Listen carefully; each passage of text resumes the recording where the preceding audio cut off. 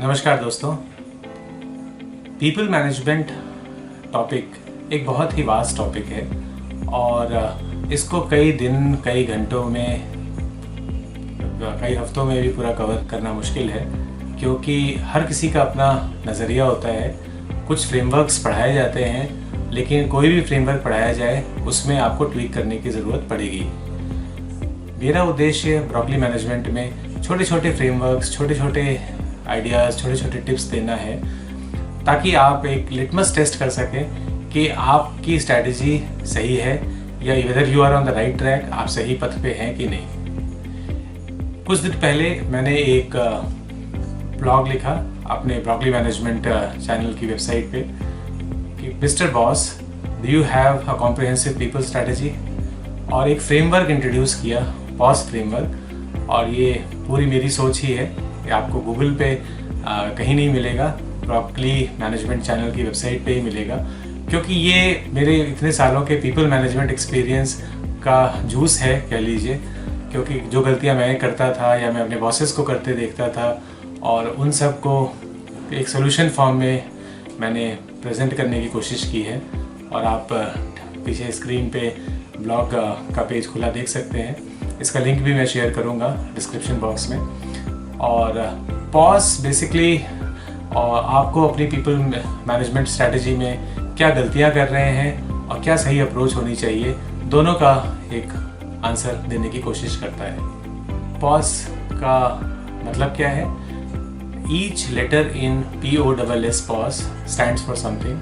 P for problem, O for opportunities, S for stable and another S for shining. Basically ये आपके employ base को, आपकी संस्था में जितने एम्प्लॉयज़ हैं उनको 4 कैटेगरीज में बांटता है। P फॉर प्रॉब्लम, आपने भी देखा होगा कि आपकी कंपनी में बहुत सारे लोग कंपनी की प्रॉब्लम सॉल्व करने में लगे हैं। यहाँ हम प्रॉब्लम क्रिएटर्स की बात नहीं कर रहे हैं, हम प्रॉब्लम सॉल्वर्स की बात कर रहे हैं। और ये क्योंकि किसी भी संस्था को चलाने में सबसे बड़ा योगदान उन एम्प्लॉयज़ का रहता है जो रोज़मर्रा की प्रॉब्लम सॉल्व करते हैं। क्योंकि अगर आप प्रॉब्लम्स को सॉल्व नहीं करेंगे टाइमली, तो वो पता नहीं किस रूप में कन्वर्ट हो जाएंगी, परिवर्तित हो जाएंगी, और आपका मैनेजमेंट का पूरा अटेंशन उधर ही चला जाएगा फ्यूचर में।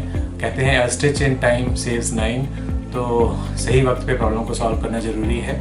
तो ये कैटेगरी बहुत ही इंपॉर्टेंट कैटेगरी है, और इसमें एक स्किल की ज़रूरत है, क्योंकि everyone is not a problem solver. Problem आती है तो एक अप्रोच चाहिए होती है, एक स्किल चाहिए होती है, एक एक्सपर्टीज चाहिए होती है। तो they are very valuable category of employees in the company, people who solve problems. दूसरी कैटेगरी है अपॉर्चुनिटीज़। अपॉर्चुनिटी कैटेगरी में वो लोग आते हैं जो बड़ी अपॉर्चुनिटीज़ पे कंपनी के लिए काम कर रहे हैं। किसी भी कंपनी के लिए प्रेजेंट इंपॉर्टेंट है, वैसे ही फ्यूचर भी इंपॉर्टेंट है। तो जो लोग फ्यूचर के लिए अपॉर्चुनिटीज़ क्रिएट कर रहे हैं ताकि कंपनी चलती रहे, वो बहुत इंपॉर्टेंट लोग होते हैं, और वो एक अलग स्किल है। और ये जो आपको पॉज फ्रेमवर्क है, मैं यहाँ पे थोड़ा सा एक चीज़ बता दूँ कि पॉज फ्रेमवर्क आपको ये भी इस्टेब्लिश करने में, इवैल्यूएट करने में हेल्प करता है कि weather you have right set of people in the right category. क्योंकि प्रॉब्लम सॉल्विंग एक कैटेगरी है, इसके लिए एक तरह की स्किल चाहिए।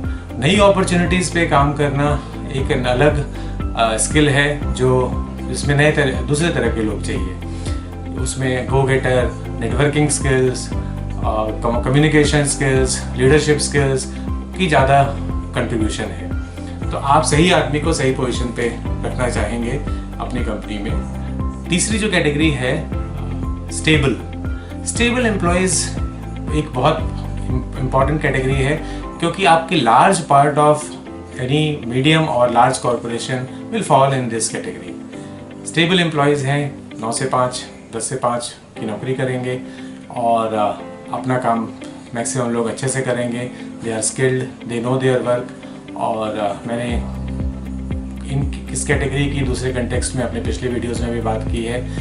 और चूँकि ये ज़्यादा संख्या में है आपकी कंपनी, किसी भी कंपनी में, तो ये they tend to be ignored also, क्योंकि कई बार मैनेजमेंट का टाइम प्रॉब्लम्स में ज़्यादा चला जाता है। प्रॉब्लम सॉल्व करने वाले एम्प्लॉयज़ को कोच करने में, रिसोर्सेज प्रोवाइड करने में चला जाता है, नई अपॉर्चुनिटीज़ बड़ी एक्साइटिंग होती हैं, फ्यूचर का स्टेक है और मैनेजमेंट को फ्यूचर के लिए रिस्पॉन्सिबल होना पड़ता है। तो उनका काफ़ी समय अपॉर्चुनिटीज़ वालों को हेल्प करने में, कोच करने में चला जाता है। और स्टेबल तो चूँकि स्टेबल चल ही रहा है तो कई बार ये लोग इग्नोर हो जाते हैं। और चौथी कैटेगरी है shining employees are employees who are performing, who are achieving, who are in under limelight, और आपके रिवॉर्ड एंड रिकॉग्निशन में उनका नाम आ रहा है, उनको बोनसेस मिल रहे हैं, इंसेंटिव मिल रहा है, रिकॉग्निशन मिल रही है और उनका ध्यान कंपनी रख रही है और उनको कंपनी के वो स्टार बने हुए हैं और basically they have every reason to stay motivated. तो अच्छी बात है। तो मैं एक्चुअली ये कॉन्सेप्ट एक अपने कलीग से शेयर कर रहा था तो उसने बड़ा अच्छा पॉइंट मेंशन किया कि सर शाइनिंग एम्प्लॉयज़ के शाइन के पीछे हो सकता है बहुत सारे स्टेबल एम्प्लॉयज़ का एफर्ट भी रहता हो जो कि सामने ना आ पाया हो। तो अच्छी बात, अच्छा पॉइंट है। जब आप अपने यहाँ के स्टार परफॉर्मर डिसाइड करें तो ये भी देख लीजिए कि उनका कंट्रीब्यूशन कितना है और उसके पीछे जो लोग हैं आर दे गेटिंग रिकॉग्नाइज्ड और नॉट। मुझे ये पॉइंट अच्छा लगा। और तो ये है 4 categories: problem, opportunity, stable and shining. अब मैनेजमेंट को ये इंश्योर करना है कि आप चारों कैटेगरी के लोगों का अलग अलग सही तरीके से ध्यान रख रहे हैं और सबकी रेसिपी सेम नहीं है। प्रॉब्लम अगर कैटेगरी में एम्प्लॉयज़ को ये नहीं रखना चाहिए कि प्रॉब्लम मैनेजमेंट ने उनके कंधे पे रख के डाल के वो भूल गए और उनको जो सपोर्ट मिलना चाहिए वो सपोर्ट नहीं मिल रहा है।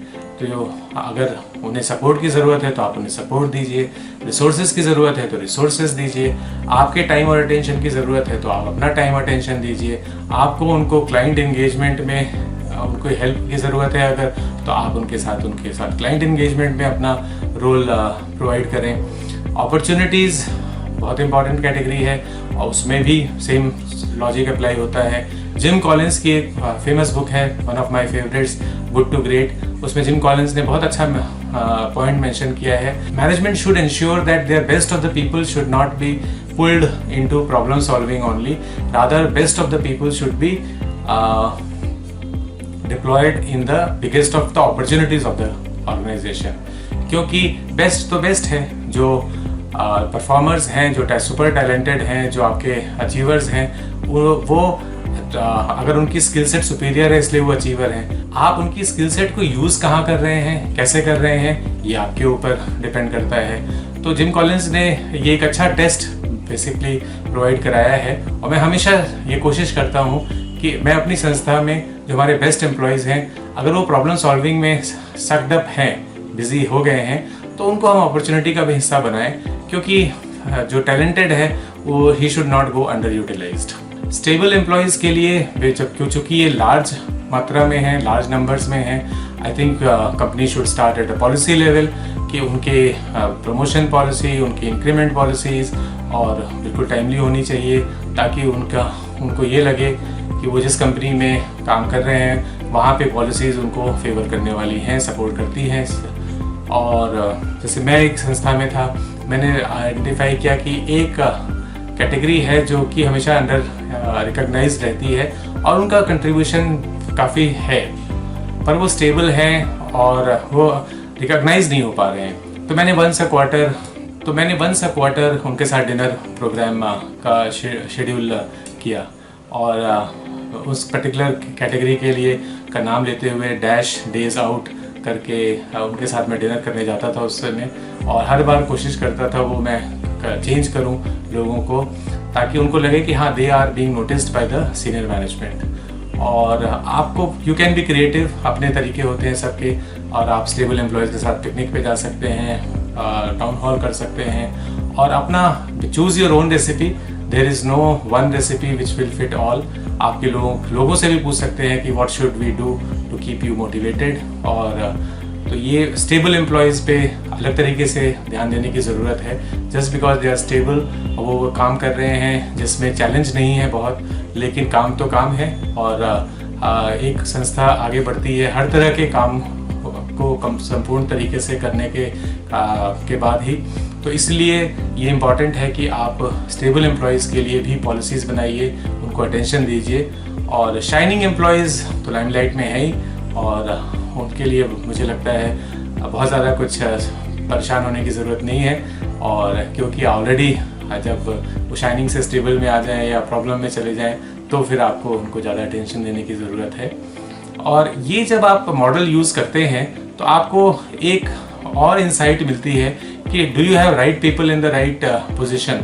क्योंकि जब ऐसा ना हो कि आप एक टिपिकल स्टेबल माइंडसेट वाले स्टेबल कैटेगरी वाले एम्प्लॉय को आपने प्रॉब्लम में डाला है और वो स्ट्रगल कर रहा है, तो वो कंपनी की परफॉर्मेंस को भी इम्पैक्ट कर रहा है, अपनी परफॉर्मेंस भी नहीं डिलीवर कर पा रहा है। तो ये एक POSS framework is not only to identify people and their recipe to make them motivated, but also to identify कि आप whether you have got right people in the right role और नॉट, ये भी एक चेक करने के लिए एक अच्छा तरीका है। मुझे लगता है मैं जब ये फ्रेमवर्क बना रहा था तो मुझे बहुत सारी चीज़ें, बहुत सारे बॉसेस, बहुत सारी मैनेजमेंट्स जो मेरे पास्ट में जिसका पार्ट में रहा हूँ, मुझे उनके अचीवमेंट्स भी ध्यान आए और कहाँ हम मिस कर रहे थे वो भी ध्यान आया। तो मुझे लगा कि ये बहुत useful quick to implement framework है, और ये एक प्रैक्टिकल अप्रोच है, इसमें कोई थियरी नहीं है, और जो कि आप तुरंत इम्प्लीमेंट कर सकते हैं। अगर आप एज एन एम्प्लॉय ये वीडियो देख रहे हैं तो आप अपने आप को आइडेंटिफाई करिए, और ऐसा नहीं है कि आप किसी एक कैटेगरी में ही फिट होते हैं, हो सकता है आपके different shades of role, different problem भी सॉल्व कर रहे हैं, आप अपॉर्चुनिटी का भी पार्ट है, तो बाय एंड लार्ज आप किस कैटेगरी में फिट होते हैं ये आंसर करने की कोशिश करिए। और अगर आप चारों में बिल्कुल इक्वल हैं तो फिर आप हर कंपोनेंट के लिए अपने आप को इवैल्यूएट करिए कि मेरी प्रॉब्लम में क्या मुझे हेल्प की ज़रूरत है, तो हेल्प मिल रही है। एज ए मैनेजमेंट आप यही चीज़ देखिए कि आपके जो एम्प्लॉयज़ हैं, कुछ एम्प्लॉयज़ को आप पिकअप करिए जो प्रॉब्लम सॉल्व कर रहे हैं आपकी, उनको आप इनफ सपोर्ट दे रहे हैं कि नहीं, इनफ मोटिवेशन दे रहे हैं कि नहीं। आप ये सब चेक करके आप एक अपनी कॉम्प्रिहेंसिव पीपल स्ट्रैटेजी को बना भी सकते हैं, टेस्ट भी कर सकते हैं वेदर इट इज़ वर्किंग और नॉट। पॉज फ्रेमवर्क मुझे तो बहुत यूज़फुल लगा जब मैंने इसको इम्प्लीमेंट पहले डिवाइस किया, कॉन्सेप्चुलाइज किया और फिर उसको टेस्ट किया कि whether we are doing it in the right way और नॉट। और कुछ कमियां भी मुझे समझ आई अपनी संस्था में इस फ्रेमवर्क के तहत, और I hope this works for you and make your boss do the pause. And thank you so much for listening, और सब्सक्राइब करिए चैनल को, प्लीज़ लाइक करिए, कमेंट करिए, क्योंकि मेरा मोटिवेशन, किसी भी का भी मोटिवेशन उसी से आता है जब उसके पास ऑडियंस उसको पसंद कर रही है, ऑडियंस उसको सपोर्ट कर रही है। तो thank you so much for your support, और कमेंट आप करते हैं, कमेंट आप करते रहिए, ज़्यादा मात्रा में करिए और शेयर भी करिए वीडियो को। Thank you so much and looking forward to talk to you next week again on a new topic.